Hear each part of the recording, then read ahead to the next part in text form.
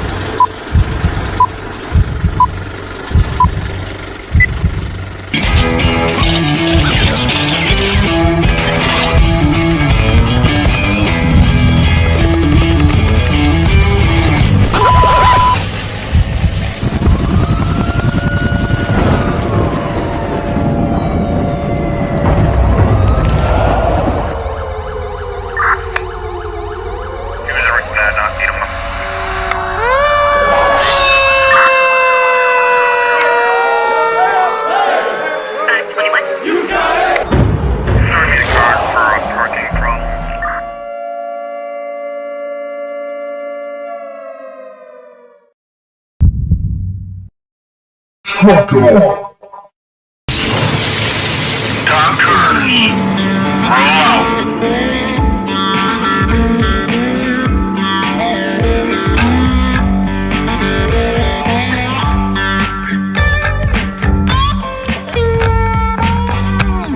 You're watching or listening to We Got Your 6 at 6 Patriot Playtime. We are We the People, the People's Patriot Project.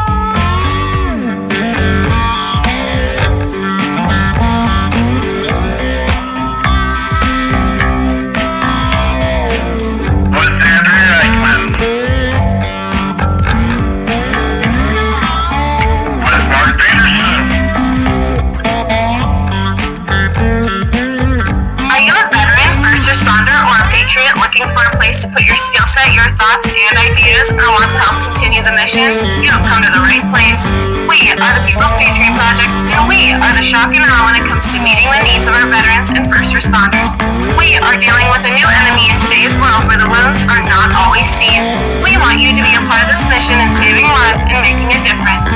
Welcome to We Got Your 6 at 6 Patriot Playtime. Here's the WeP3 Team bringing you today's best heroes hits in the boots on the ground organizations that are saving lives. And as always, Patriot Pride.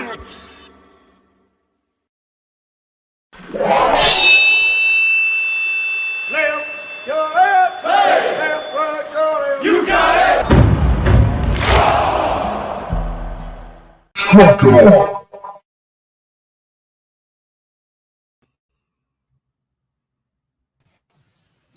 Good evening, everybody. Welcome to We Got Your 6 at 6. I'm obviously not Andrea Eichmann. Sorry to disappoint. It's Dan Hudson with the People's Patriot Project.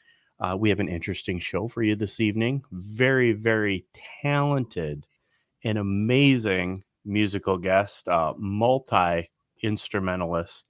Very excited for that. This show will obviously spur very interesting conversation. We look forward to your comments. With that being said, an honorable and respectful September 11th to everyone listening, everybody out there, all of you patriots out there. Thank you so much. With that being said, if you could, if possible, remove your hat, stand, cover your heart, and recite the Pledge of Allegiance.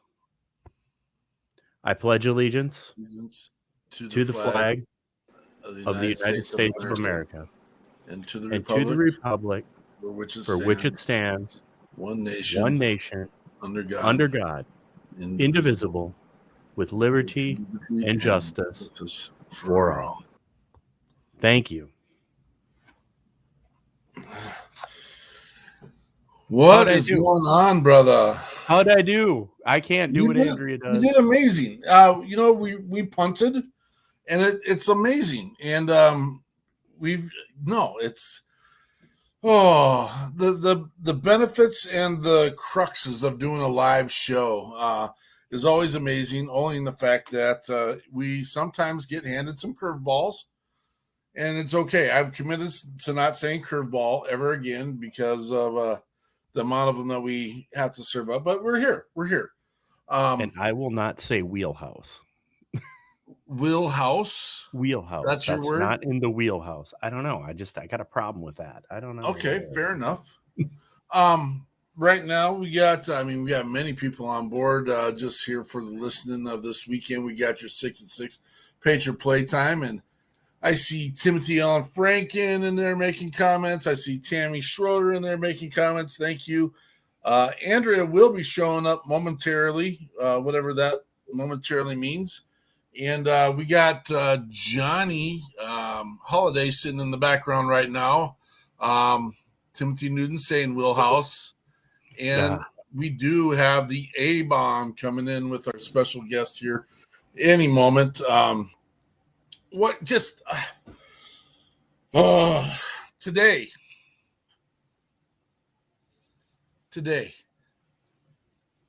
The day. Here's the deal. We've had more tragic days in America than September 11th. And you're going to say, what the F are you talking about, Mark?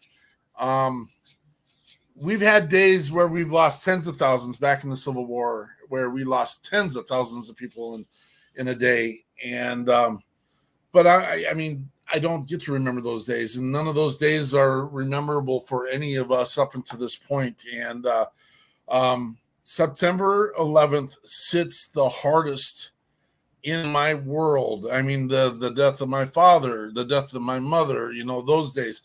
9/11 impacts me more every single year than any other day in my time. I got my Till Valhalla remember, and we go with to remember is not enough.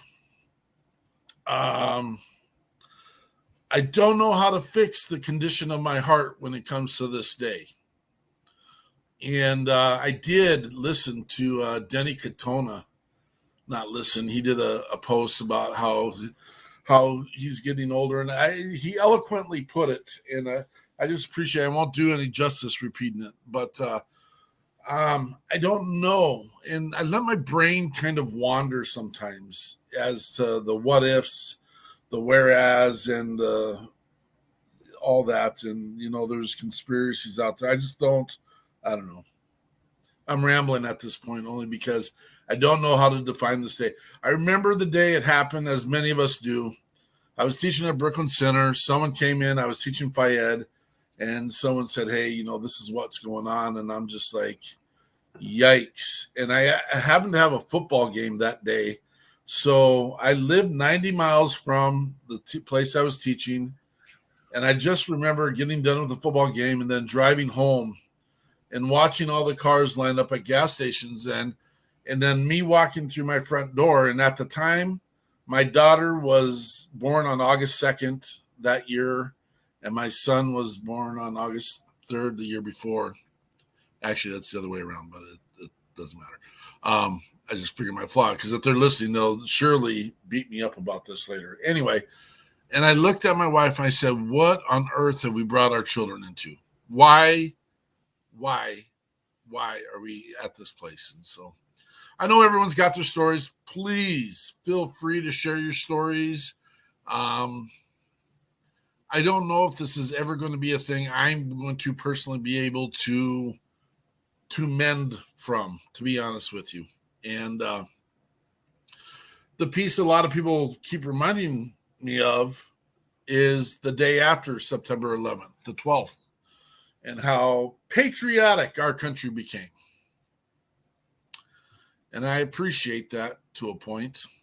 But I don't understand why we can't live that way every single day. Because not only patriotic, Mark, unified as Americans. 100%.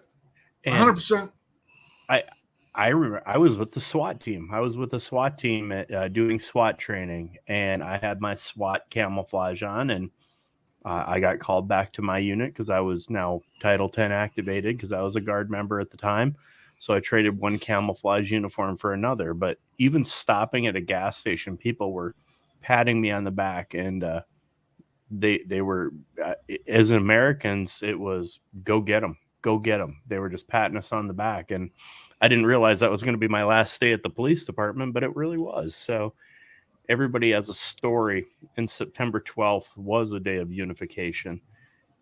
And I yearn for that, for this country and for every fellow American, that unification, one flag, one flag. 100%. And it's weird because even I don't want to stomp on the pieces that you're talking about, because now we're standing here how many years later, and we've got people saying that the flag that we fly today is racist, it's sexist, it's just like, my goodness, people. It's a flag that represents us all. It's supposed to. Our good friend C.J. Garton wrote a song called Ferris Wheel, and I think that describes it really, really well. It goes around and around, and this happens years in, years out. It's up, it's down, it goes around and around, and it's a very prolific song, and I think that really describes this country too.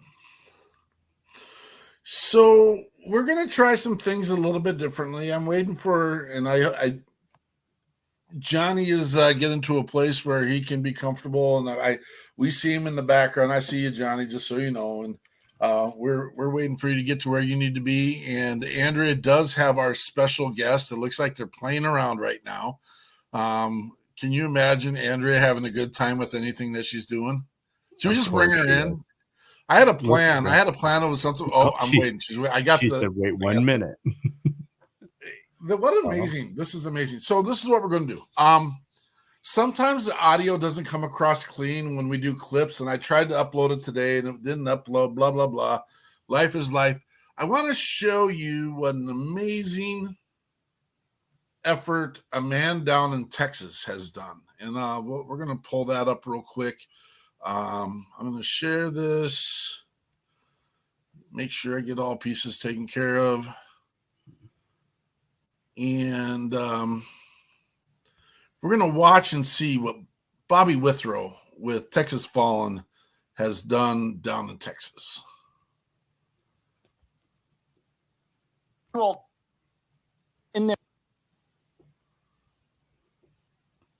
Spent their Tuesday night placing 4,000 American flags out here to commemorate those lost on 9/11 and the subsequent war on terror. Seeing all these flags, it's going to be pretty amazing. A striking tribute growing by the second as volunteers place flags at the new Veterans Memorial at Yonder's Point to remember the nearly 3,000 people who died in the September 11th attacks. I think it's really important since we weren't alive, but I mean, it was tragic because so many people lost their lives and their families are affected, and we wouldn't know what that's like. Another 1,000 flags commemorating the Texas service members who've been killed since 9/11.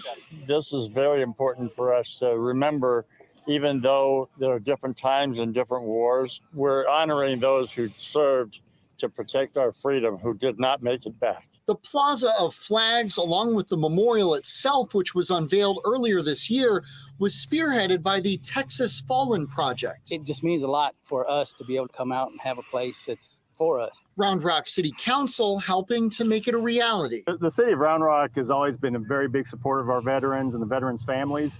And so it was important for us to have a place to come, just to sit, to remember. And on this day, city councilors, motorcycle clubs, high schoolers, and veterans of all ages all joining together to lay out 132 rows of American flags. Having different groups come together to put this together was ideal. It's what we want. We want to come together as a community. Many of the volunteers, high schoolers who were part of the Young Men's Service League, born well after 9/11. I think it just shows the meaning because obviously none of us were really actually in the event or born at that time. So I think just being able to conjoin shows really how much we feel for those people and how much we can keep in memory of them. Just for them to see people commemorating and to help out in their own way, means a lot. Organizer Bobby Withrow says he wants anyone and everyone to come see these flags and reflect on those who paid the ultimate price. I was asked when we put these up if they wanted me to put barricades up. I said, no, that's not what freedom's about. Going out in the middle of those flags, being able to take pictures, that's what freedom is. And if you'd like to come see this memorial for yourself, the flags will be on display here until next Tuesday, September 13th, here at Old Settlers Park. Reporting in Round Rock, I'm John Krinjak, Fox 7 Austin News.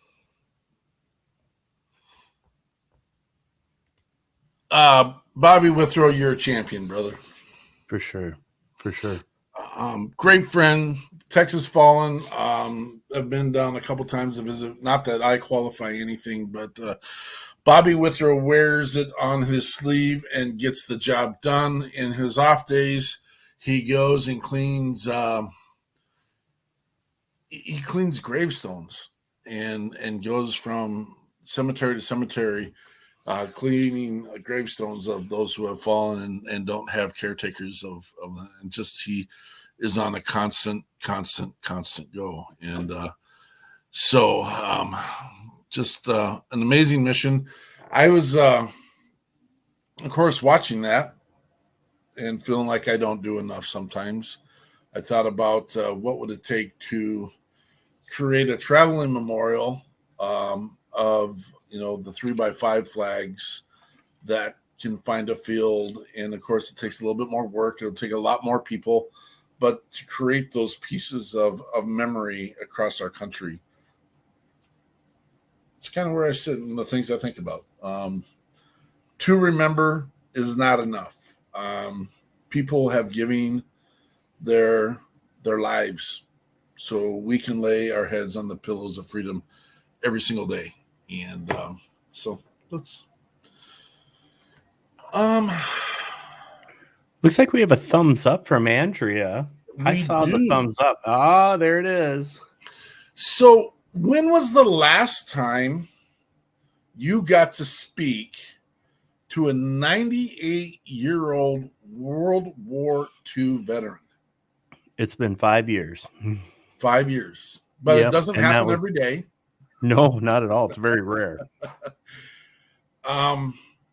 Me and Andrea, I'm going to say 5 years ago, had the blessing of visiting a conference. It was a political conference, and we had the chance to meet a young man there. And ironically enough, on this Saturday, we had the chance of joining an event and I'm totally having one of my moments. I couldn't pull my notes up. I got something going on my computers, but we got to go to this farm. Andrew can help us because she's smarter than us. We got to go to this farm, and Andrew looks down at the end of this table and she goes, "Mark, is that Fremont?" And I looked down there and I said, "No, that guy's too young to be Fremont. That's way too young."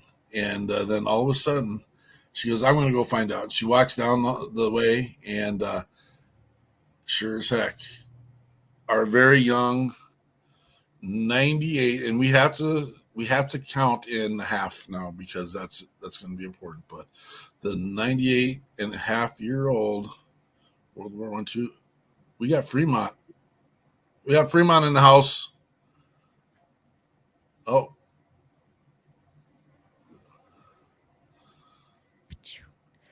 Can you hear us now? We can hear you now. Awesome. Look at this. I'm doing like a live mic. This is the first time, but we wanted to be able to hear Fremont, so I wanted to bring it close. Does it sound good? It sounds perfect. Great. Sounds perfect. We were just talking about Fremont's age and how he stays so young. And he's going to tell us a little bit about how he stays so young at 98 and a half years. Well, I do a few things differently than most of my friends do, okay? For example, every day I take a heaping tablespoon of coconut oil for my breakfast, lunch, and supper. I force myself, if necessary, to get adequate physical exercise. my wife and I are very fortunate to have a lovely rambler. So I can start out one end of the room and rambler, go down the other back, and I'll walk for 30 minutes each morning, each afternoon, and I carry barbells. So I'm getting very wonderful physical exercise for my whole entire body. And I think that's part of the reason that I'm doing quite well today, health-wise, and memory and so forth. One thing that I have a few pet things that I do, as I mentioned earlier. I'll take each meal. I'll take a heaping tablespoon of coconut oil, and when I get up, the first thing in the morning I do, very first thing morning I do, is go to the bathroom, and I have cod liver coconut oil, and I'll take a large tablespoon or a couple of them in my mouth, and I'll swish that around in my mouth continually for about 20, 30 minutes, and then I spit it out. One thing that I learned that I don't think most people understand, 3,000 years ago, the people in Italy found out that if they take, in India, if they take oil in their mouth and they swish out that oil in the mouth, they seem to have better health and good spirits and so forth.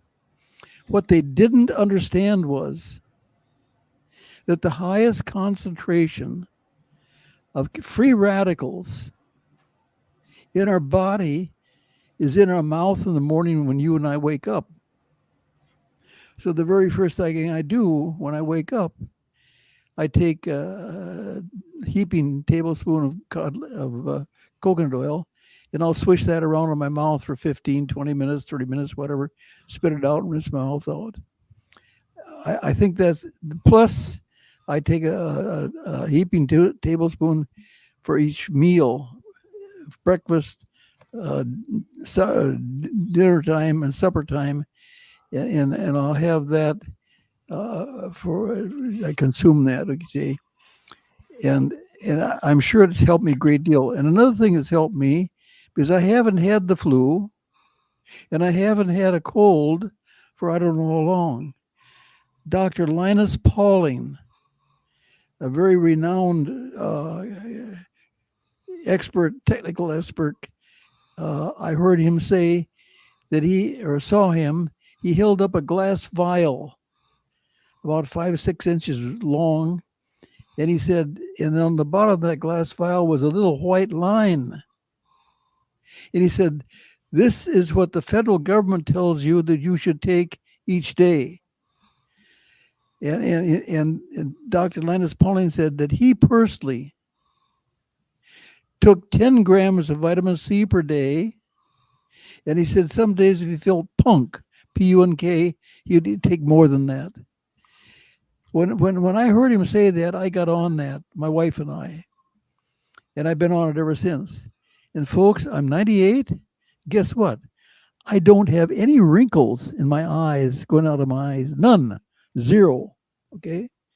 And it treats my whole body, in a sense, a healing atmosphere. And so those are some of the things I do. And another thing that I'm very conscientious of, I do my physical exercise. There was reasons why we decided on a Rambler, and I'm glad that one of them was that we want to be able to exercise. It was 15 below in the wintertime. Instead of going outside and freezing our toesies, we could stay inside and do our exercise. And every day I walk for 30 minutes carrying barbells in my house from one end of the house to the other. And I do the same thing in the afternoon. So I'm getting physical exercise, and I'm watching my weight. I try not to overeat, and I think I'm very close to the body weight when I graduated from high school. Yeah, me And, too. and I'll repeat again, what's a blessing, folks? I don't get the flu and I don't get the cold. Okay, my friends get it and I don't. Okay, but then on top of that, I use some good judgment. Because of the Chinese flu, I sort of avoid places where there's tons of people. I mean, why go potentially and expose yourself to that if you don't have to? I just don't do it. So I use my head about where I'm going and try to be conscious of an atmosphere that will not hopefully give me the flu. So those are some of the things that I do, and I feel great. And I have very pretty girls like one right now, and she interviews me and asks questions, and I have all kinds of fun. So if you have any questions, I'll do my best to try to answer them. You're amazing. It's such a blessing to have you here, and it's just great to have you. We're going to bring Johnny Holiday in real quick, just so he's not sitting in the backstage. He's been sitting here patiently for us, but we'll continue talking to our. One thing I'd like to point out, folks, I was at a official gathering yesterday, and I still wear my World War II uniform that I wore when I was 17, 18 years old. I still wear it.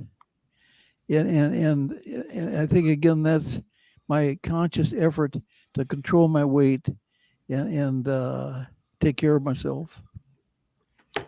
And Mr. Gruss. Good, right? It looked good on this guy yesterday, didn't it? It looked like he just put it on for the first time yesterday, and that he was up marching around yesterday, and I'm just like, how can I keep up with this guy? And he was running around the grounds doing his thing and taking interviews from people and answering questions and enjoying the amazing barbecue from Texas Roadhouse. And it was just a blessing to see Mr. Gruss there and then listen to the great music of our other guest, Johnny Holiday, who was also there, giving us the sultry sounds of his horn play. Good to have you here, Mr. Holiday. Thank you for having me, brother. It's great to finally meet you face to face.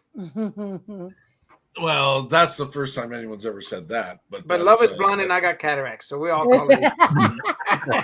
Funny guy. Yeah.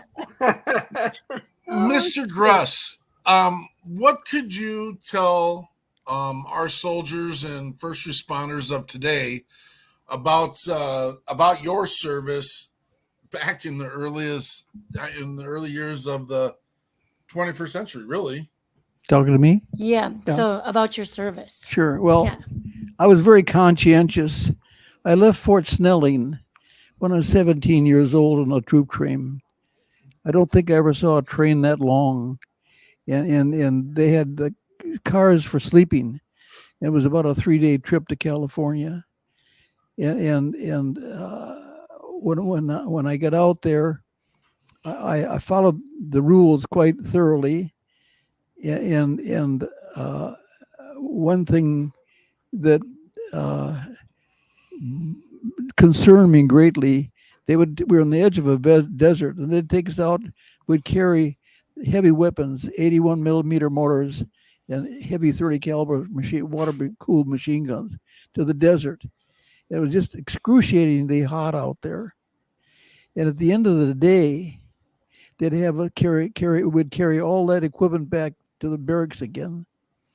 And I can remember vividly that a number of the soldiers, they had water discipline.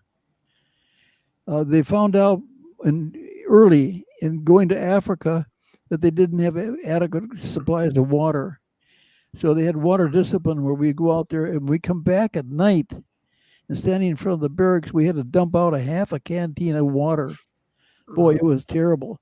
And I can never forget watching a half a mile away from us, troops going home at supper time. And one after another was ambulances following them. They were so dehydrated that they just kept dropping over. It was just pathetic. So those are some of the experiences that I remember. Another one that is a little challenging. In infantry basic training in those days, they would take us out in the country, rolling hills, grass, you name it. And we'd walk 18 miles in the middle of the night without any lights. Wow. So you're consciously falling over by tripping on holes or tripping on branches or something.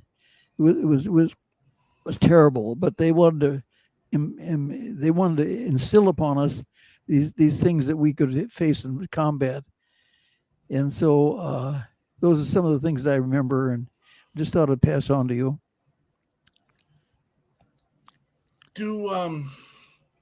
Because you've got to live through a lot of stuff. I mean, aircraft, all of a sudden we have an Air Force that probably didn't exist when you first started. Yeah. I'd like to tell you about that.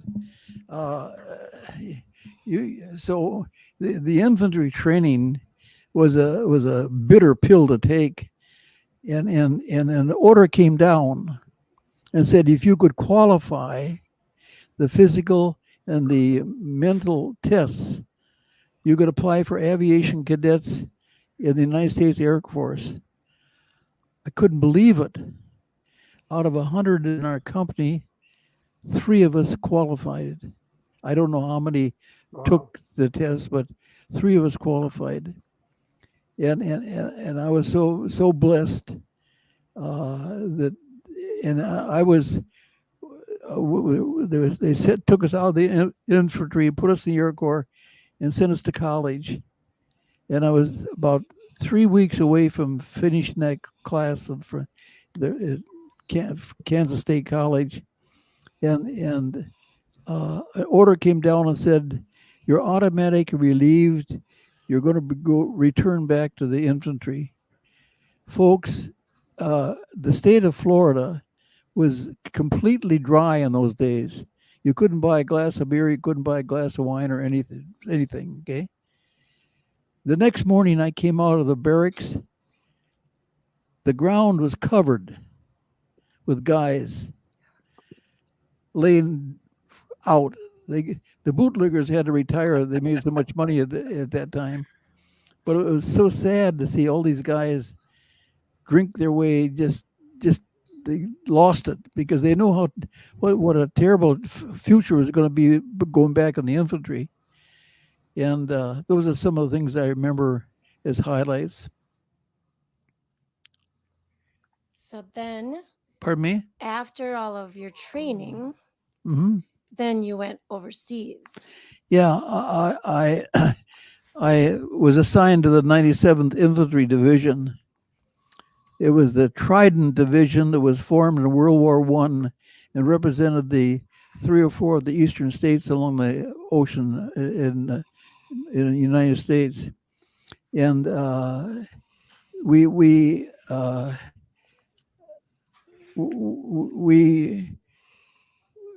was sent to that division, and the division was sent to Europe to fight. And we went to Camp Lucky Strike in France.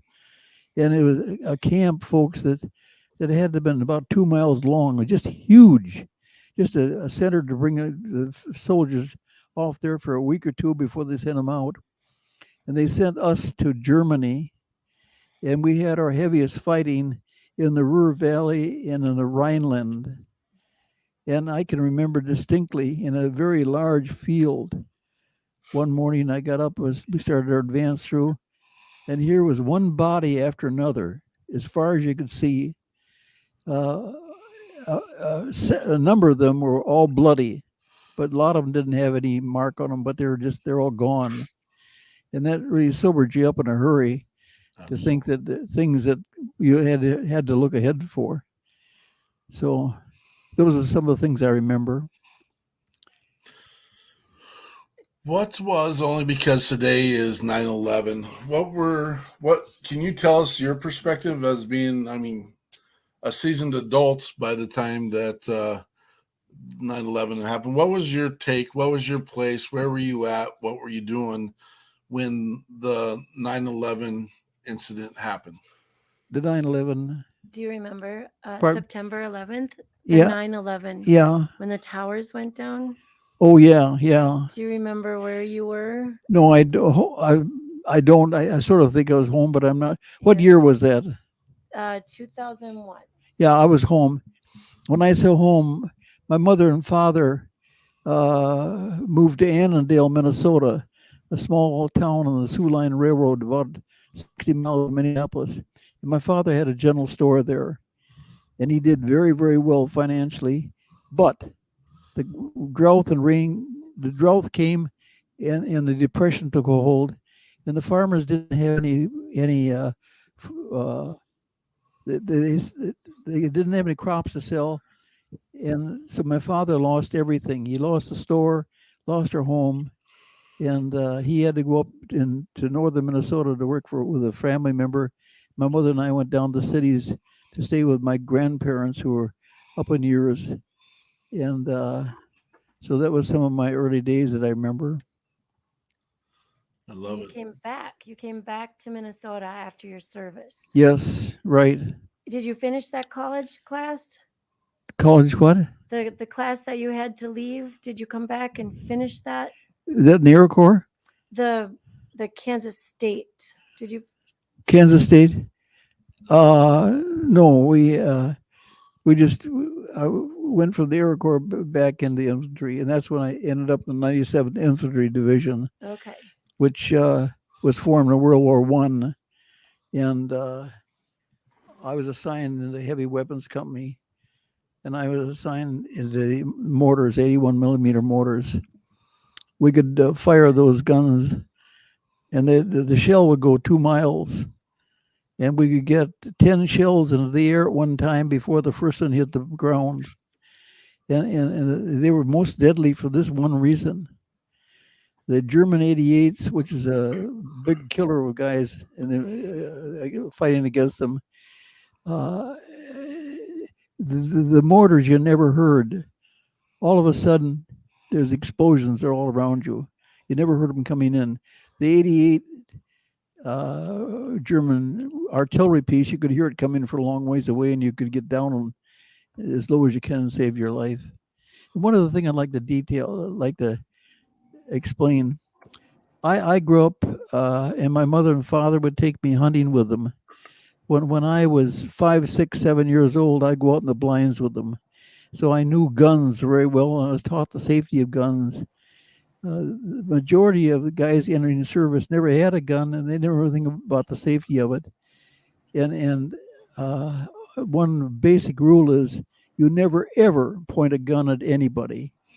And over in Germany one afternoon we stopped. One fellow was sitting there and says, "Look what I got today."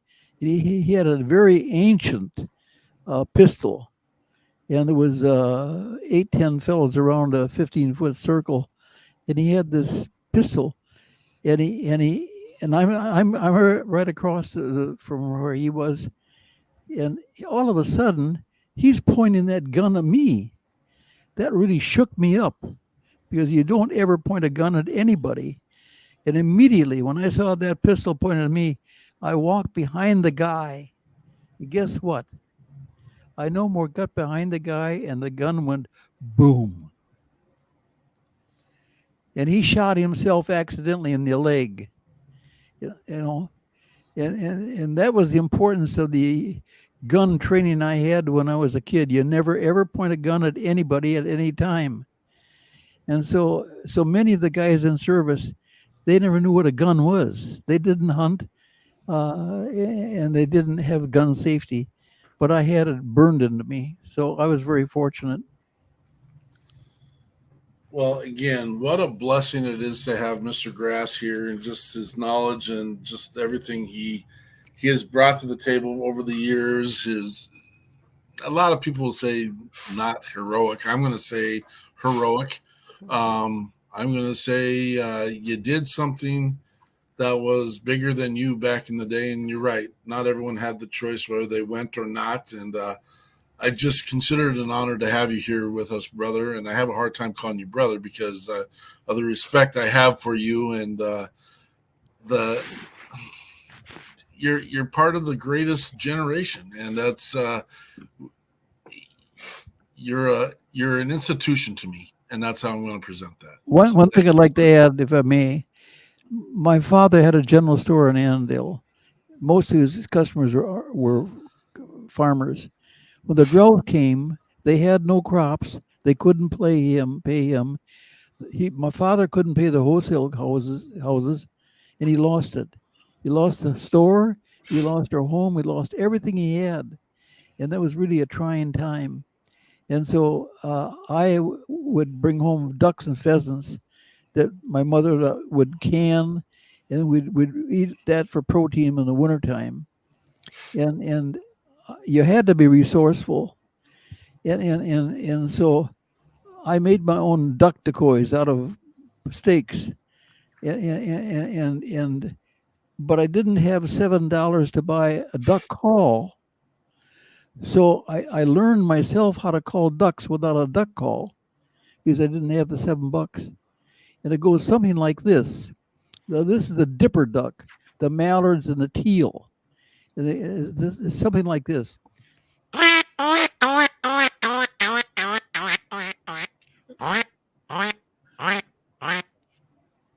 then when the dipper ducks went through, and you're out in the middle of the lake, and you're hiding for the diver ducks, the redheads and the canvasbacks, and they had a different call. Their call was something like this.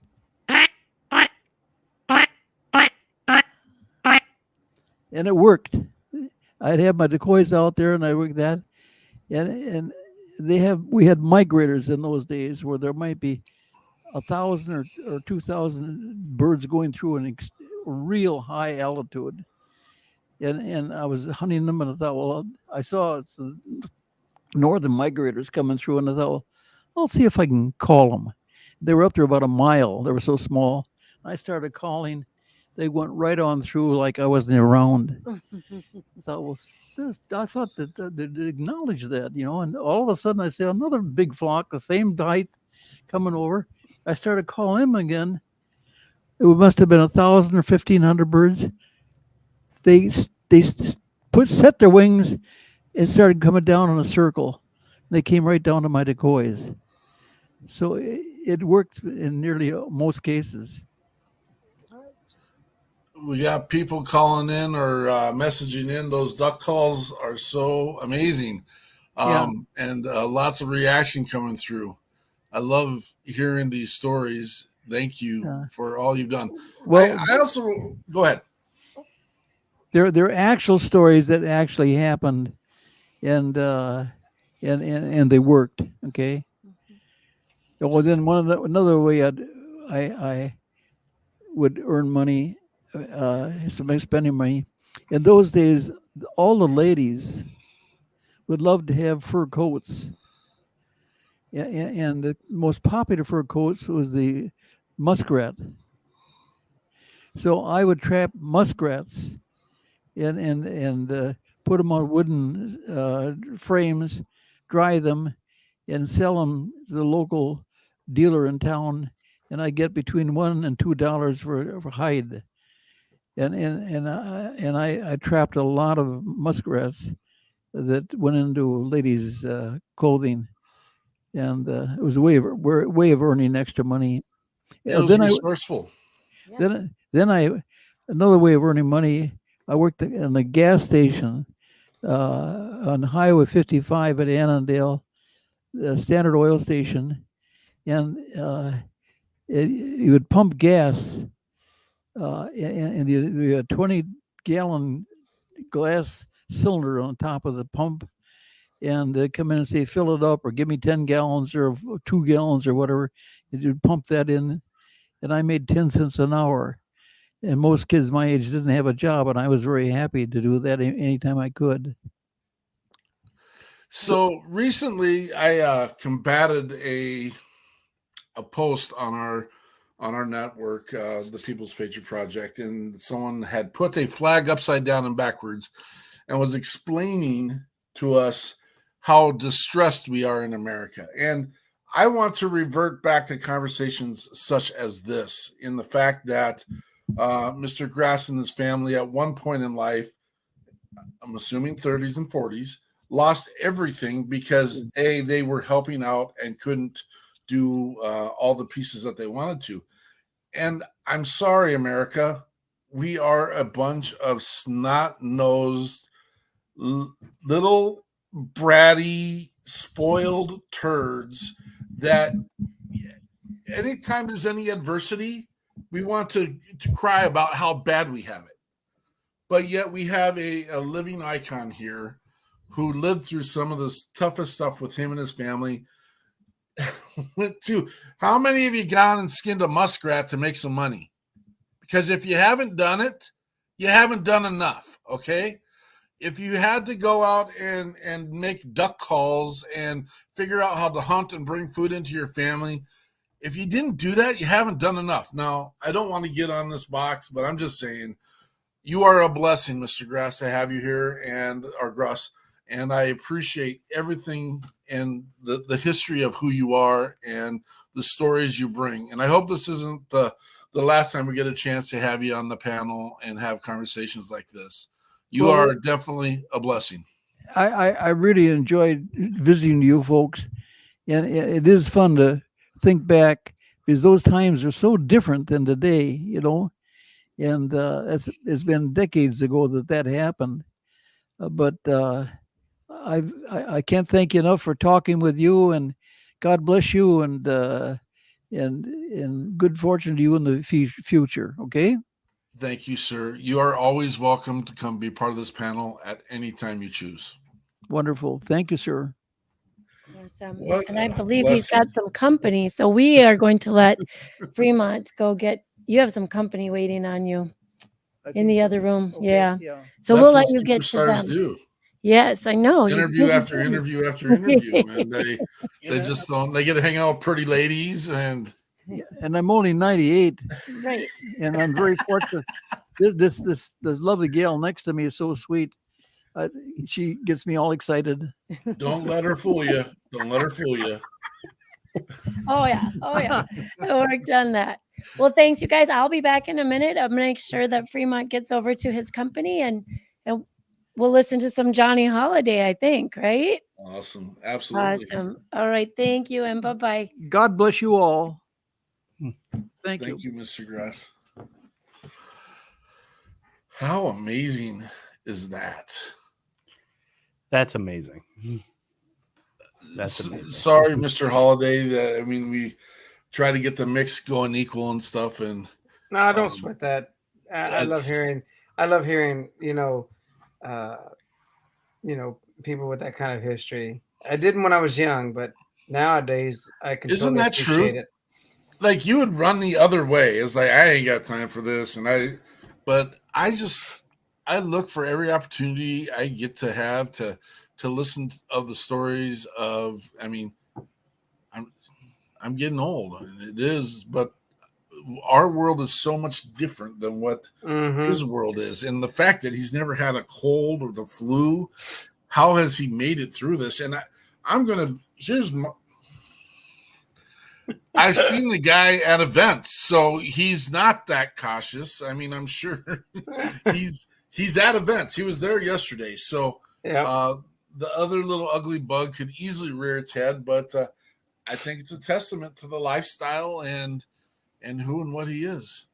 I agree. So if you're gathering here with us and have been here, and we had the stranger pop on, it just says Johnny. We have the one, the only Johnny Holiday.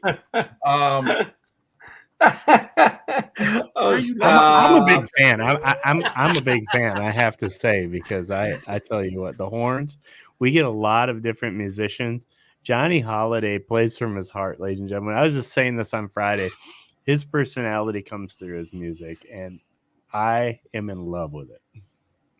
Thank you, my brother. Thank you. You're welcome.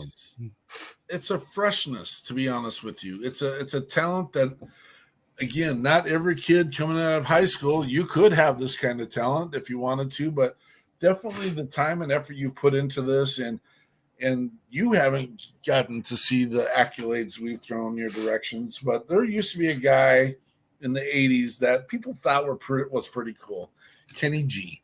Yeah. I honestly like your sound better, and that's my Thank truth. you. That means a lot. It is what it. I mean, how do you sit here and drool and grovel over someone you really like and not show that you're drooling and groveling over them? But so we had, and it's nice. He sent me some links here, and I'm going to pull up a link here, but I couldn't remember all the names earlier, and I can't get my show sheets up right now. But oddly enough, the song he sent me has got all the listings of where we were yesterday. So yesterday we saw Johnny at Sudden Ridge Farms for the festival, a veteran festival set up for the DAV here in the state of Minnesota.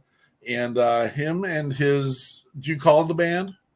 I mean, you know, when it's just me and Willie on the saxophone, I just call it Johnny Holiday and Willie Moore. But when my son plays with us, I've decided to call it Why Not? You know, Why not? So, yeah. Okay. So people be like, why are you playing here? Why not? Actually, we plan to take it to Target parking lot here in Burnsville and just sit up and just start playing and see how people react. You know, You just do for that? fun. Heck yeah. I've been trying to do it, but I've been so busy with what I do and stuff like that. So, but we want to do that. And I got the audio rig. I got to get a generator so I can have power. And, you know, you got those musicians, the violin players that play out in the parking lots. The Wanderers, yeah. Some of them are not really playing. They're actually, I caught a couple that were not really playing. And so, you know, I was like, hey, I don't know your history. I don't know what you're doing. You know, I'm not going to interfere with that. But I thought it'd be fun if me and Willie and my son went out there and just rocked and just, you know, had fun. And if they don't like it, we'll just pack it up and I'll come home and make some fajitas and have a good night.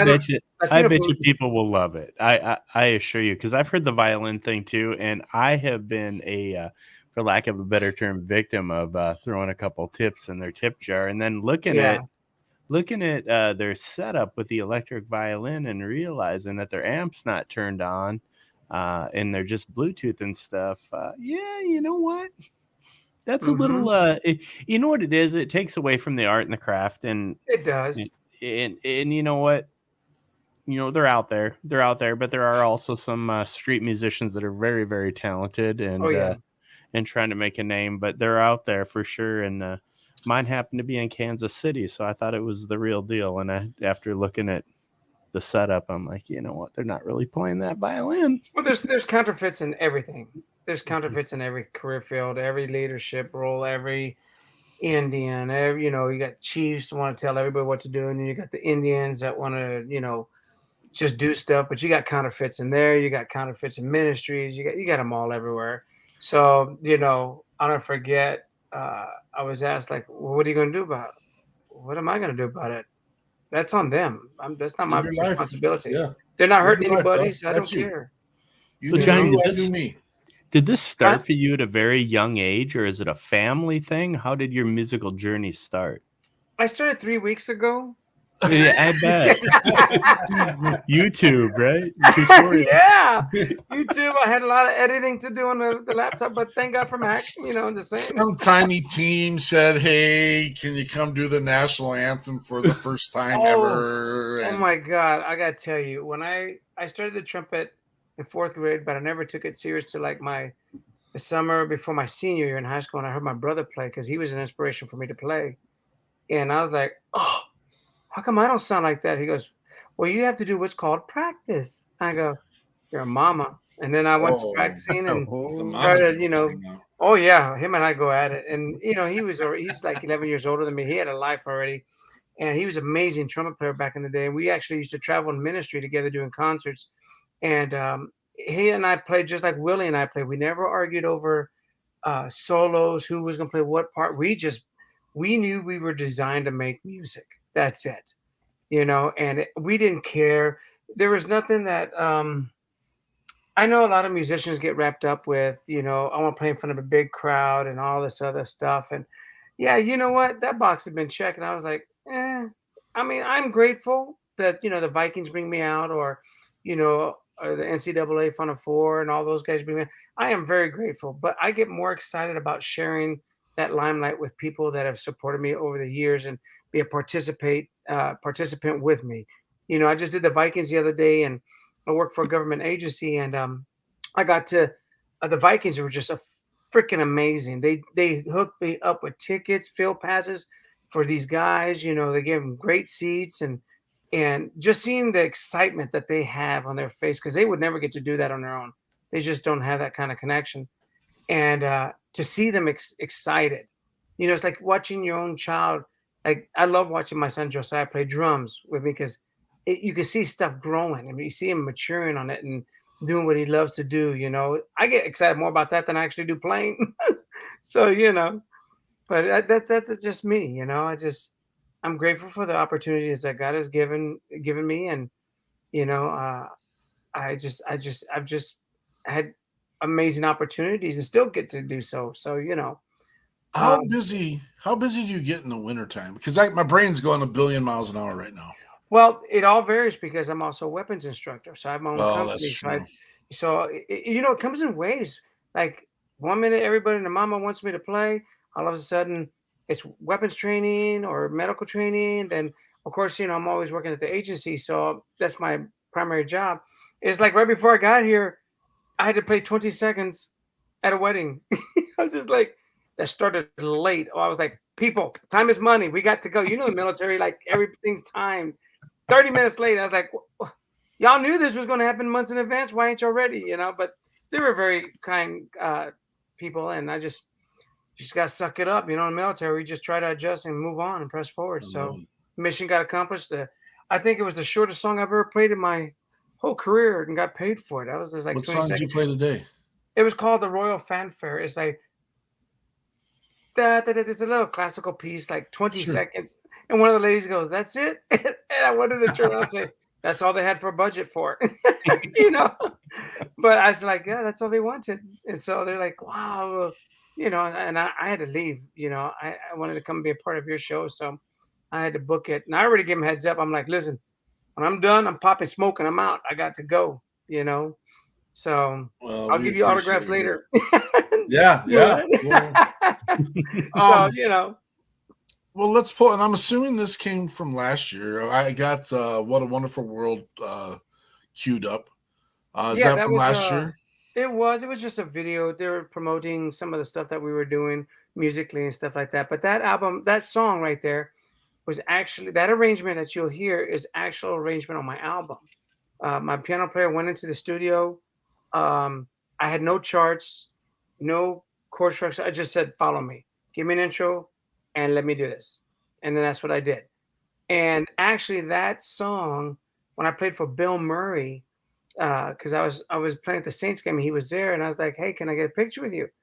And Bill was like, "Well, nothing's for free. Play me a song," because he saw me with my trumpet, and I was in uniform, and I just played a sample of "What a Wonderful World," and he started crying, and I was like, "Oh my God, I just totally screwed up the song. What You did I just just broke. do?" You broke the And he guy. said, "Well, what had happened is I found out that his mom had recently passed at the time, and that was her favorite song." So Isn't that amazing? That's what music does right there. That's what music That does. is. I can't tell you how many times we've done this show, and our guest and our musician have somehow created some kind of a bond during the 42 an hour minute interview, and then all of a sudden, memories and thoughts and pieces, and it was meant to be. It was Yep. meant to be. That interaction was meant to be. And yeah, hmm. it was Well, awesome. this is Mr. Johnny Holiday, and What a Wonderful World.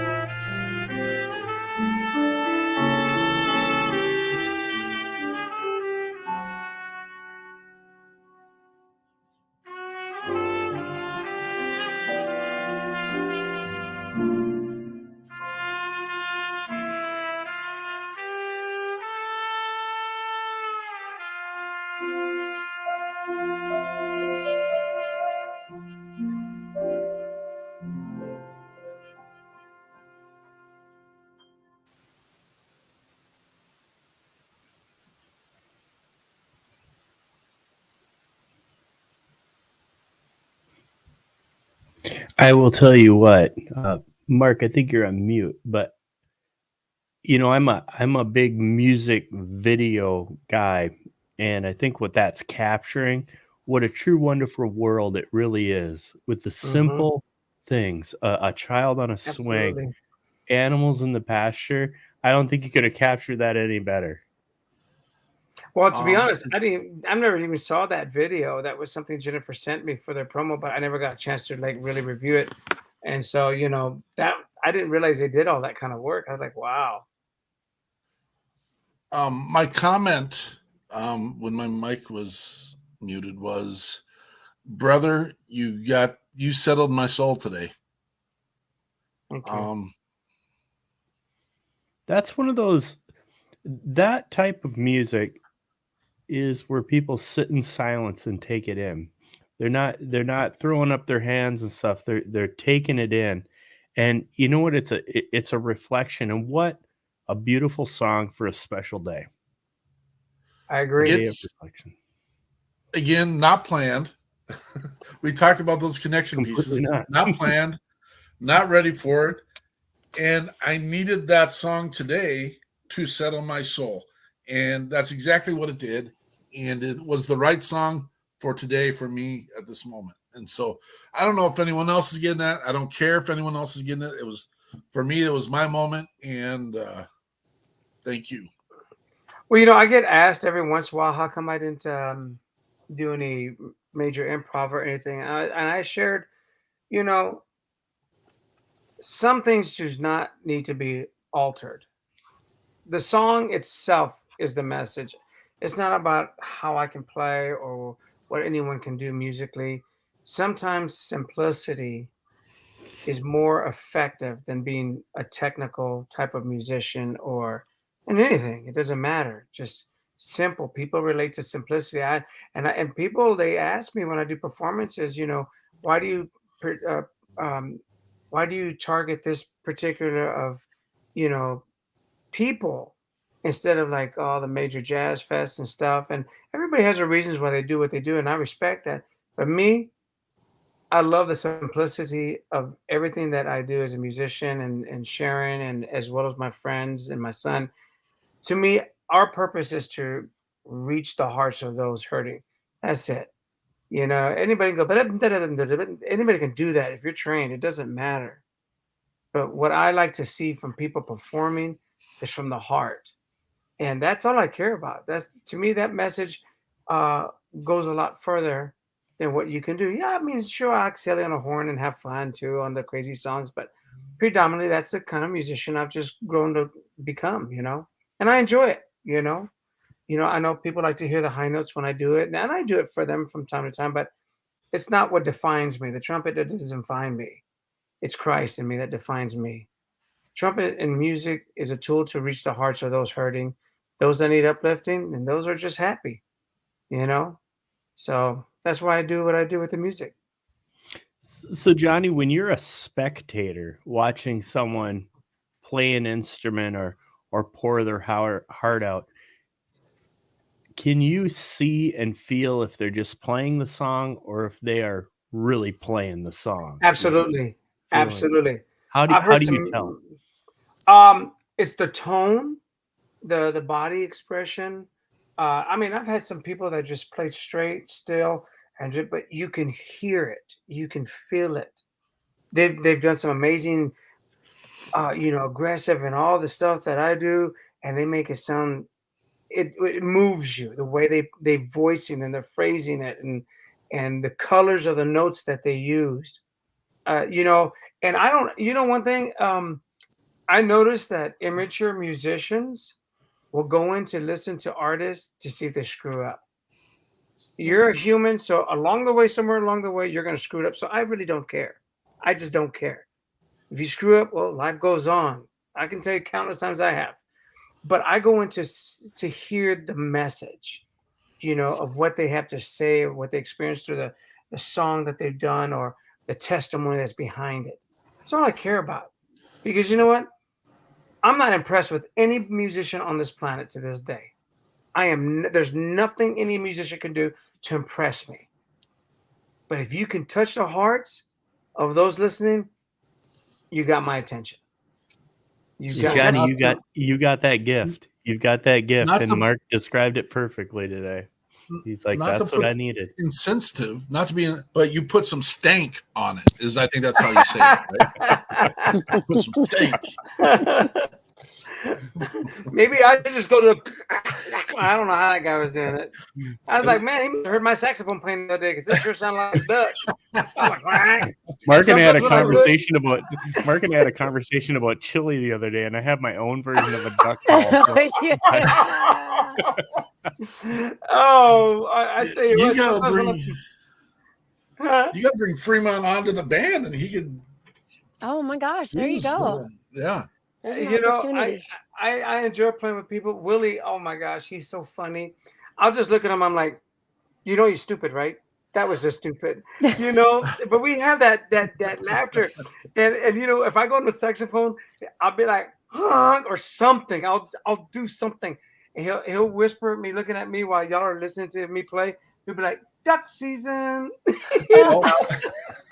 he'll tell me I sound like a duck. I'm like, well, I'm a man. I play the trumpet. I play a manly instrument. But we have so much fun, man. And sometimes when we're really passionate of what we're doing, he'll be like, hey, Sarge. I go, what, boy? Time to go to church. I think we're having church up in this place. I said, let's go. Somebody got to get saved. Well, there were no duck calls yesterday. I mean, it was an amazing, and I'm glad we got the video because people that are watching, unfortunately, if you didn't get to see the actual footage because you're listening to it on the podcast, first of all, I'd like to thank Mark and Jennifer Jansen for the amazing event that you guys did yesterday at Sudden Ridge Farms, having Johnny there, having Fremont's there with the historical group out of I'm having my moment. I know. Yep. Yep, the place down the road over there by the river, Minnesota history. Chaska or Chanhassen? No, not really. No. It's a fort. It's a fort. Snelling. Fort Snelling, thank you. Yeah, the historical center from Fort Snelling. Yeah, I appreciate that. An amazing property. And just yesterday we did tribute to the Vietnam vets. We did a little parade and welcomed them home with the welcome they never got. Yep. And if you get a chance, and again, we want to get our nasty green pinned on every veteran and every first responder out there because I want you to know that they're there. Yep. We need to recognize, and again, I'm pretty point blank blunt about you getting the chance to lay your heads on the pillow. I usually say your big fat heads on the pillows of freedom. That's been bought and paid for by men like Fremont and other soldiers and first responders that are living today. Our police officers are fighting the battle of their lives right now on the streets. We are hearing ambush shootings. We are hearing, I'm sorry if you won't like what I have to say. I'm going to tell you right now. I told my children, and this is where it's going to get ugly, and you guys are going to get mad at me, and it's okay. Here comes our calls. I told my children, if you're not listening to the police officers, you know what? They get a right to do what they need to do to get the situation done. I told my children that. Guess what? They never had a problem with the police officers. Now, I get there's another piece that people are going to want to throw into this. I get it. If you listen and do what you're supposed to, you have better chances. I'm just going to say that. If you want to live, don't swim in the shark tank. That's kind of how it works. Thank you. Thank you. So we're over time, and that's okay. Are you good to go, Johnny? I'm good. All right. I washed my clothes earlier so I could hang out with y'all. I gotta ask Johnny what his job was in the Air Force. All right. Well, those that worked with me would tell you playing the national anthem. My job was playing the national anthems and doing jazz gigs for ambassadors and foreign diplomats and the presidents and all this stuff. But my real job, what I was supposed to be doing, was security forces. But my career as a security forces was not your standard security forces world. Because of the music, I was actually going to give up music. I was tired of dealing with people and doing shows and just working with some people might get mad at when I say this, but idiots. I just didn't feel like dealing with it anymore. Promises are promises, and I got this for you. I was like, I got to a point like, shut up, don't bother me right now. Or they try to make you feel like you're special because you're going to play for the governor. The governor's not going to call me and see how my family and I are doing. Don't put me in with that kind of, fake lure. I'm not impressed with that. So, I was ready to give it up, but I had a very, very important mentor of mine by the name of Chief Klukas, who was a command chief where I was deployed to the first time, and convinced me not to go for pararescue and actually keep the music. And he said, you'll get to do a lot more things than you would ever as a pararescue man, which was still my dream. And I was like, but you don't understand the stuff I dealt with people. They just get on my nerves. And I love people. I have no problem with people. It's just I don't like working with them and certain things. And so I decided to go down that route. And because of that, I ended up doing a lot of joint training and operations with Navy SEALs, Special Forces Group, Fed sniper teams for the presidency, all kinds of stuff that, I forgot half of the stuff. I have to look back at my performance report. I was like, oh, I did that? Oh, yeah, okay, never mind. I made a lot of great friends and great connections and just a great brother and sisterhood in the military and in, first responders because of the music. I'll never forget when SEAL Team 3 showed up at my jazz gig. And they were like, hey, listen, hope you don't mind. We're going to stay only for 45 minutes. And then we got to go because we got early training. I was like, I don't care. Whatever. They stayed the whole 3 hours. The piano player that you heard on the song was Alan Paul, a great, amazing piano player. And he was playing with me that night. And one of the SEALs was like videoing his movement on the piano. I go, hey, you can't do that. He goes, oh, sorry. I was like, just kidding. You can go ahead. I would mess with them all, man. I would just. And also, the safest gig you've probably ever played was SEAL Team 3 sitting there in the audience. Well, I'm gonna tell you, I shoot just as good. I'm just saying. So, I got to do. There may or may not be a skill set there. May or may not. Yeah, exactly. And I got to play Op 4 with them. I was the bad guy. They were kind of pissed when I shot 3 of them. Then they got pissed. And then one bullet did like this on me, and I was like, okay, I'm down. Thank you. And so, no, but they were great guys. I got to work with them. They came over to my house for lunch, and we talked, and they gave me training on my kitchen floor, and so it was really good. But I built up a great network of friends from all branches, getting to learn what people do and what branches in the Corps and in the Army and the Navy. And I still got multiple branches coming to my training classes for my weapons training because they just want to train, and I get along so well with them, and so we do. It's music has been a huge, huge. I would say God used that tool to the max than anything else I could do. So I pursued the music. I played for people I can't even put on my website because of their clearance. So it's just opportunities that music was able to give me, and it's all because the national anthem. I mean, I got national anthem for the Dolphins, Heat. I couldn't even tell you how many major NASCAR, Indy 500, all these major sporting events, all national. We got security clearances for this show too. Okay, just so you know, you're not supposed to mention any NFL teams at all. All right. Yeah, that's true. Good point. I just have to say, because I was a security forces guy too, but I had to take it, what I always say, to the next level. I was a cadam. So I had the red. Fun.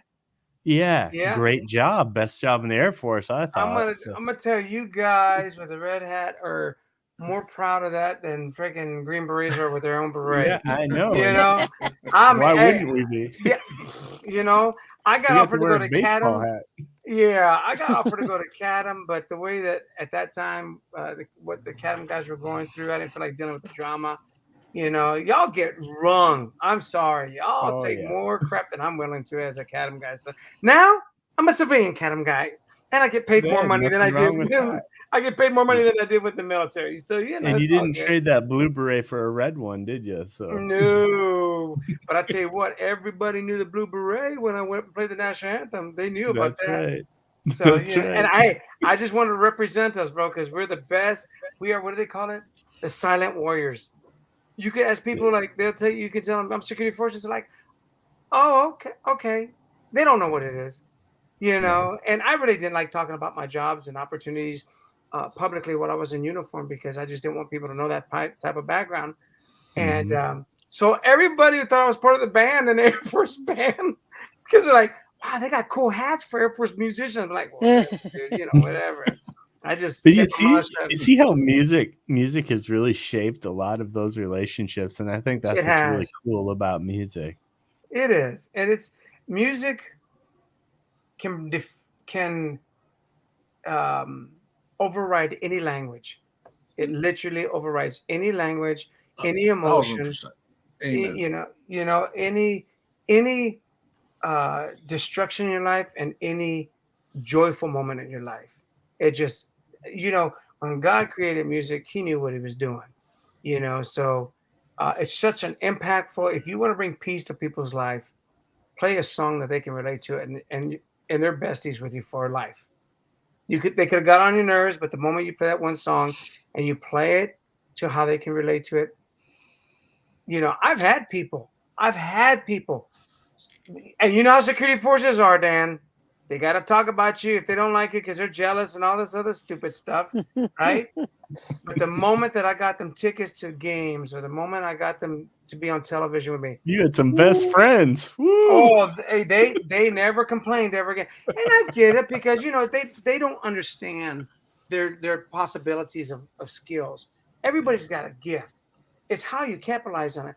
What I do is when I went to bases, no matter if I was an urban warfare instructor or the gate guard, especially the gate guard, I loved it. But anyways, I made sure people knew who I was. I made it a point to know who I am. Why? Because you know what? There's opportunities going to arise. Maybe not for me, but for somebody else that I know that's in need. And I can put them together. You know what I mean? And that's why I got to know. When I moved to a location in here in Minnesota, Elko New Market, one of the first things I did is I went to the police department and let them know who I am and what I do for a living. Not the music, but the other stuff. And you know what? 3 or 4 years later, we ended up doing joint training for an agency, And of course, I talked my smack, and I talked a lot of crap to them because they're all big cornbread Viking-looking dudes, and I'm like this little Mexican chihuahua, right? Yeah. And they're like, Yeah, but wait. What? Did they ask you to do the national anthem at the Elko Speedway? No. Oh. Mm-mm. What? Okay, I well, called Indy him one 500. time. It's coming. It's coming. I called him one time, and I never heard nothing back. But I don't pursue people anymore to do national Oh, anthems no. or music. I haven't pursued it in a long. I tell you, in a moment's notice, when I did the Vikings game the other day, the opening game, The who? the Vikings. The who, he says. Oh, you're terrible. You need counseling. Yes. Huh? Yes. So Who? when they called me to come do the national anthem, I told them, they're like, hey, man, and they were so kind to me. They just are blessing. And they're like, hey, we are excited you're here. And I said, you guys know why I do this, right? And they're like, what do you mean? You know why I play the national anthem here, right? And they're like, no, because they didn't know how to answer it. I go, 2 reasons. One, y'all always take care of my troops. Anytime I've asked for anything to my troops to come and participate, you don't hesitate. You make it happen. Second, I miss you guys. Other than that, I don't care about the football game. I don't even stick around. I go to the national anthem, say hi to people, make my face known, and then I leave. I give the tickets to all my friends and stuff. Football? And I can't even spell football. I can spell football. Football. Yeah. Ooh. So, and I said, that's why I do it. Like the Gophers. Oh my gosh. Oh, the Gophers. I know the Gophers. Well, I tell you what, when Wisconsin wants to call me to come play, they can call me. I ain't chasing them down. So, but that's why I play, because of fellowship. These things are these big events. I just love the fellowship. I'm not so wrapped up with everything. If you knew how my head was spinning right now about opportunities that I think we could build with your skill set and just how we can reach more veterans and first responders and more than that, the people who should be taking care of our veterans and first responders. Agree. And we'll talk about that. Maybe we'll talk about it Showtime. I mean, we're whatever, but I think I got another one queued, but the YouTube video doesn't have the title on it. I think I have Shine in Me booted up. Do you sing a vocal in that one? Mm-hmm. So this is expounding. This is expounding on Mr. Holliday's skill set that doesn't involve concealing weapons. Or beret. And so this is Mr. Holliday, Shine in Me. And if it's wrong, have me cut it real quick, okay?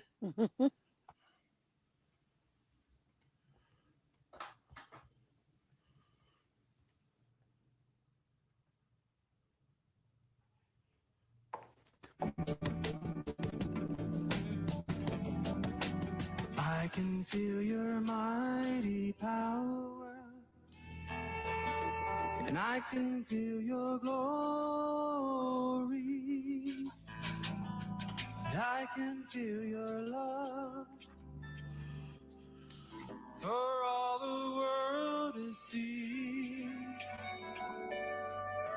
Your light shines in me. You shine in me.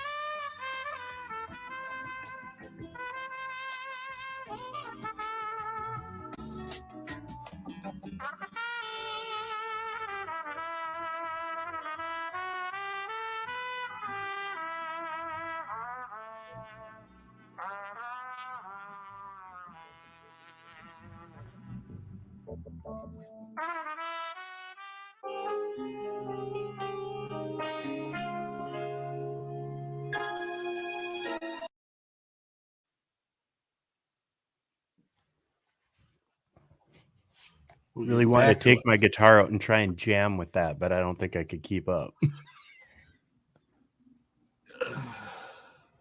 Oh, Johnny's got his microphone. Okay, I'm full of Mark. Sorry about that. You're good. No, amazing talent, amazing. Again, the perfect fit for tonight. You're a blessing to have here, brother, and your persona and who you are infectious, and I just appreciate it across the board. Ever since we connected, it's been an amazing ride so far, and we're just excited to have you along. And it's nice to see other people fired up as well. You know, it's just exciting. You, John, Dan, everybody. You know, it's like, yeah, it's just I'm grateful for it. You know, and you know, and to have the support of my boss at the agency. You know how he does, and my supervisor. They're just huge supporters of what I do with the music and my company, and you know, just opportunities I get. They're there to be a part of it. You know. So I'm super grateful for the leadership that God has put me in line with, you know. So I'm very, very excited about that and continue to do so. And I'll continue to play. I was though. Me and my guys were kind of we felt bad because we didn't play nowhere near as much as we did last year. But you know, because of all the changes that were going on at the time, we adjusted fire and just kept pressing forward. You know. But we were like, oh my gosh, we could do so much music right now. But, you know, hearing the stories of these gentlemen, you know, it's just, we'll do music later. I ain't worried about it, you know? So it was definitely great to hear some of the stuff that they were talking about and discussing and sharing with us. And then, you know, me talking to everybody, getting to talk to you guys and hanging out. And I ate like a chunky monkey. I had to do an extra couple of miles of PT so I could burn off what I had to. Johnny, with all these instruments, I bet that when you fly, the TSA just cringes when you come up there with all these different instruments you play at. There's been a couple of times when I was flying out quite a bit. They were getting to know me, and they're like, "Oh, that's the guy with the horns. Just come on, Yeah, don't screw his horns up because they cost more than what we make in a month. Don't even start with that, you know." And you know, there were some pretty nice people I met in TSA, which is, you know, it is what it is. And there came a point, but you know, what's funny is like when I was in the military, you know, everything, the orders covered every cost. And now and you know, I was on order, so I didn't have to worry about, you know, making a living for it.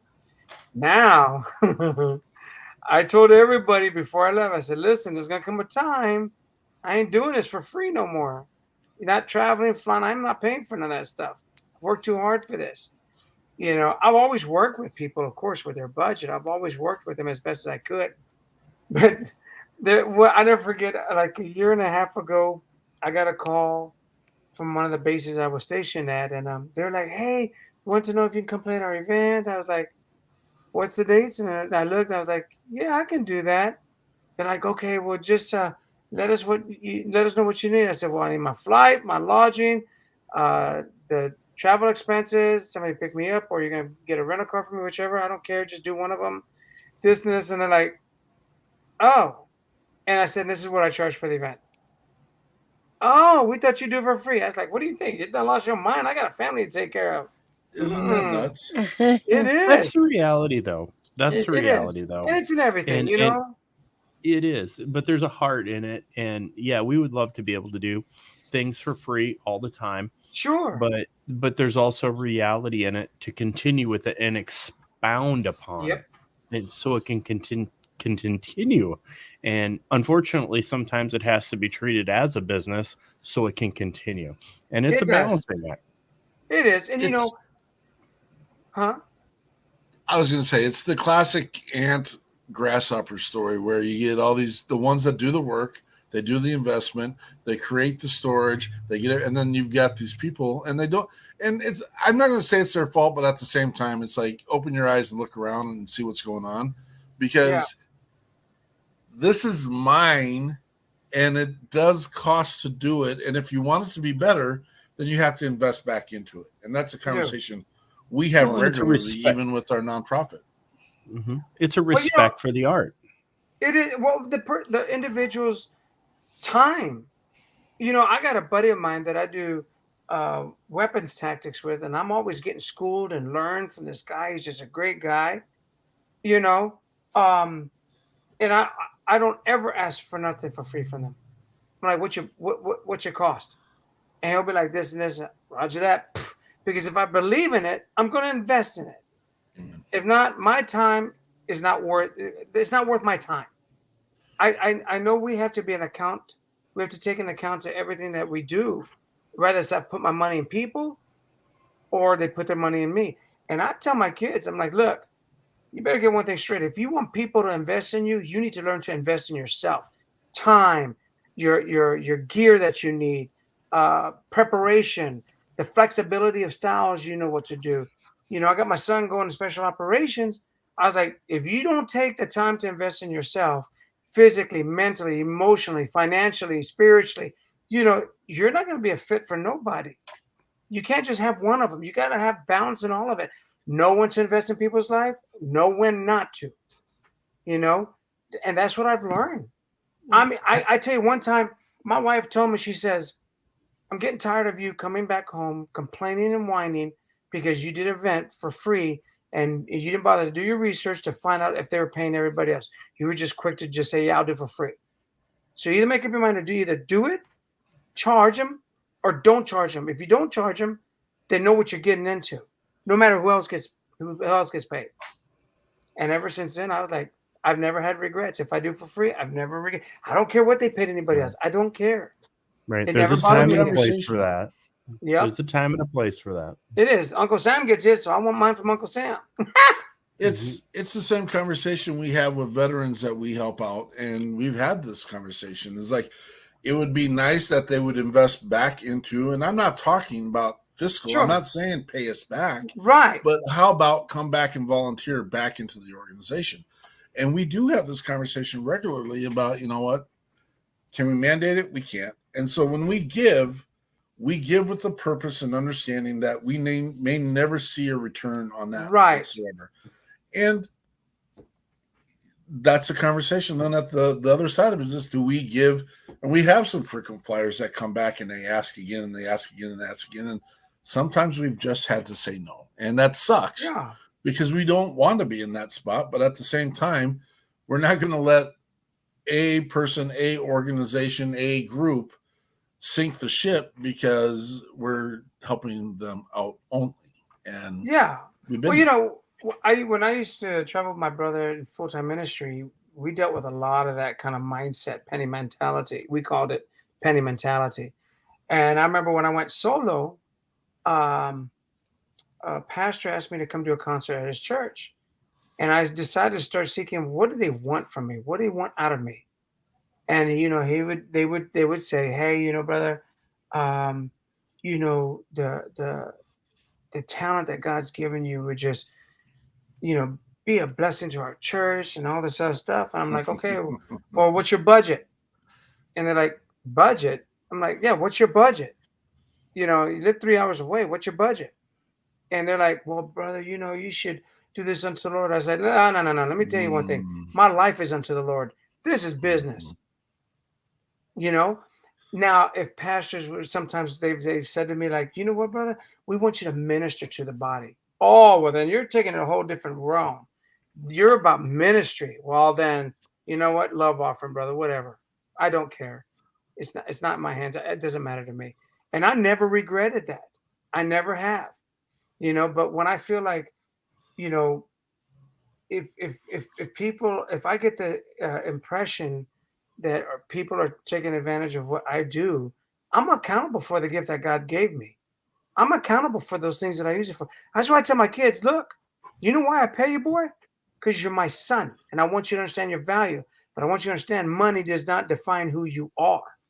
Your life defines who you represent. Money can come and go, and it will. Let me tell you, money does not care when you drop 6 feet under. It doesn't care. Just like the machine. Can't When I take it worked for with the you. military, no, when I worked for the government, I had the greatest time of careers in the military. Loved it. Had great times, hard times, bad times, fun times. Hey, that's in everything. I accept that. But when I left that machine, I never looked back, and I never regretted. And they asked me back twice. I was like, nope, I'm good. Box check, baby. I'm on. I got other things to do that's more important to me and my family right now than I'm worried about what you got to offer. And I really appreciate the kind gestures and the kind opportunities, but no, I don't want to live that life. I lived it once. It was good. I'm done. I want to experience new things, So, and I think that's what when I talk to veterans, I say, I think that's one of the number one things is you've allowed the military to define who you are. The military defined who I was. I defined who the military was. You know what I mean? Because the thing is, it's God that opens those doors. It's God that pushes you through the hardships and the great times and gives you, the recognition that you need or whatever, or the opportunities. It's not the Air Force. Air Force didn't even know who Johnny Holiday was until God opened the door for me to do the national anthem. That's just how it is, So give credit where credit's due, and that's to the Lord. Everything else is just cool. There's a lot of the truth, and that's when we find out and get in and start deviling into this and realizing that the issues a lot of our soldiers are facing are issues that they had developed prior to their service. And that's a gigantic piece. And so, but that doesn't stop our mission because we can still work through those pieces. Exactly. The reason why we are up front and helping with those who have served is because you actually have done something bigger, better, and beyond what most people do. And you've done something that's bigger than who you are. And that's why we're willing to put out for the mission, put out for the people, put out for the ones that have done a little bit more because their intent was in the right direction. Well, you can thank my brother for that, the one I traveled with, because it was many years ago, or I'd be like maybe 2 years ago, 3 years ago. And he goes, hey, bro, how successful do you want to be at what you do? I'm like, well, how far do you think I want to go? Because I think you want to go super far. And I said, that's where I want to go. And he goes, well, then you're going to have to change something. I said, what's that? Your attitude. It's got to be bigger than you. It's not you. It's bigger than you. I think you're doing well with that. And I was like, oh, man, you could have told me that years ago, bro, to save myself some crap, and that's just the reality of it. We are on this planet here to serve. I don't care what your gift is. You're here to serve. And it doesn't matter what position you are, serve. And people that don't, that struggle in life or that have problems trusting people, they understand when an individual serves them. They see hope when somebody goes out of the way to help them genuinely. So it's just, I think we need to remember we're here to serve. I don't care what capacity or position we're in. It doesn't mean that you let people take advantage of you. No, you're here to serve though.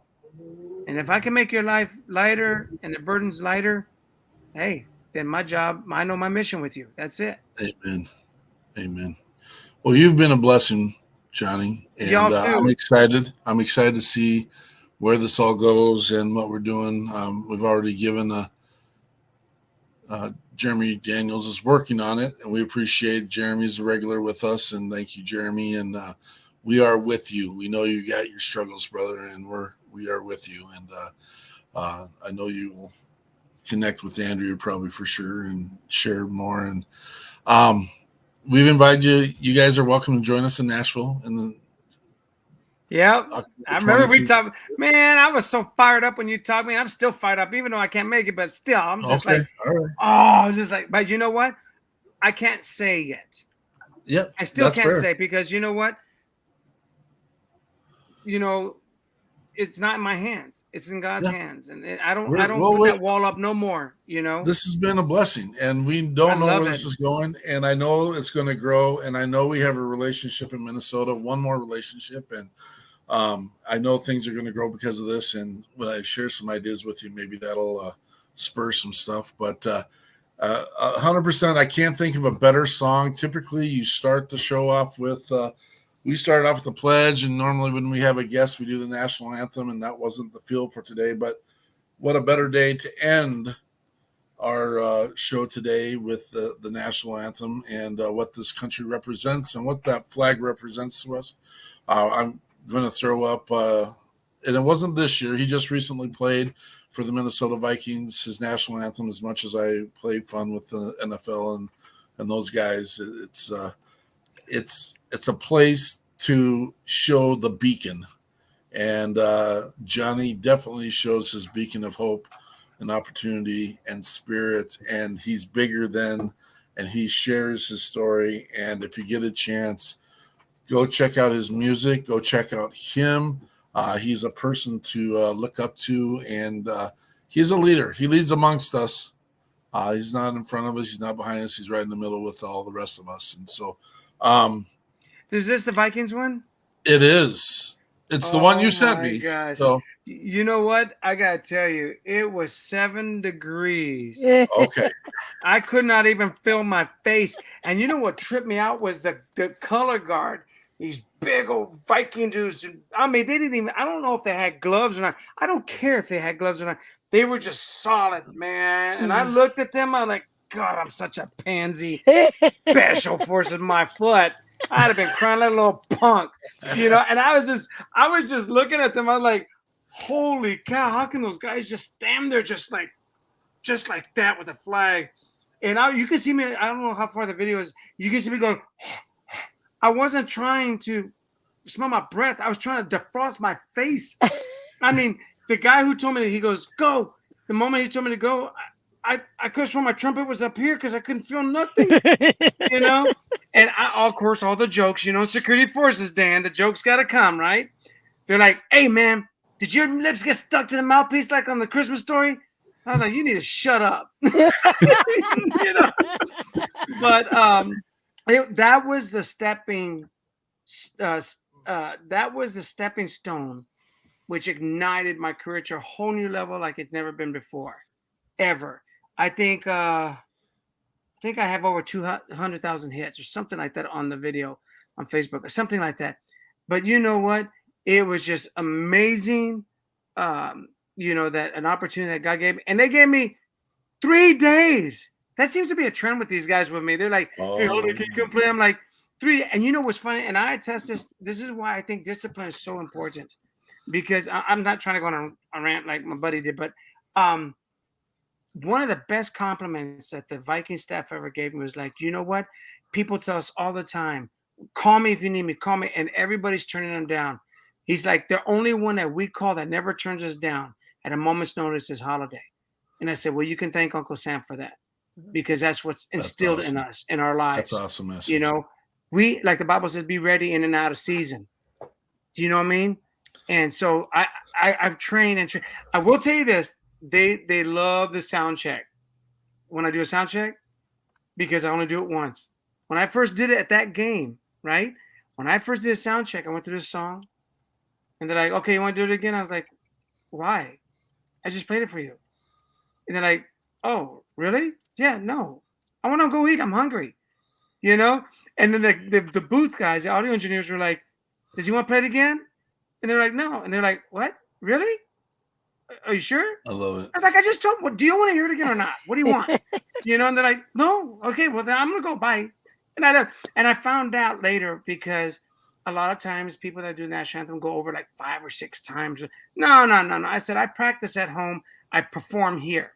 I'm done. I got to go. There you go. And ever since then, we've just hit it off, you know, and they've just been so kind to me. So, yeah, there's more to that story than you can imagine, but that would have to be over some coffee and stuff, you know, or Mr. Holiday. Mr. Holiday hits on a point that is be ready so you don't have to get ready. We say this regularly here. That's right. That's a good I hope statement. I hope the People's Patriot Project gets to be the go-to organization. You know, we answer our calls just like Johnny does. You call, we are here. We're here for you. We are with you. We are the beacon. We are the shock and awe. If you're capable, please stand, remove your covers. We've got Johnny Holiday with your national anthem.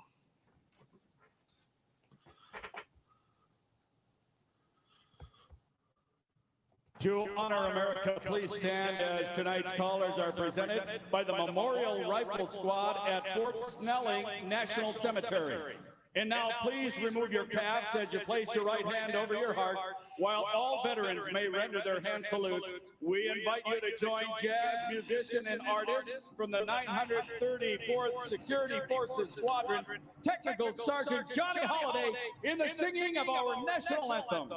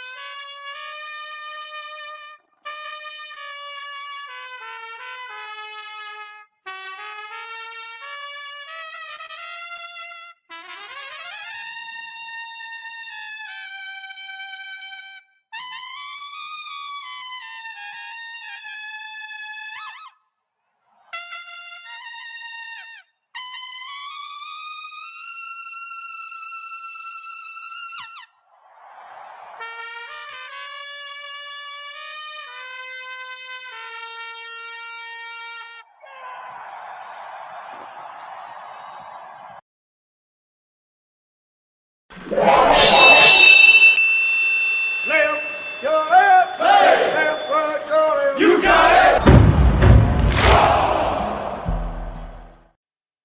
Truck it off.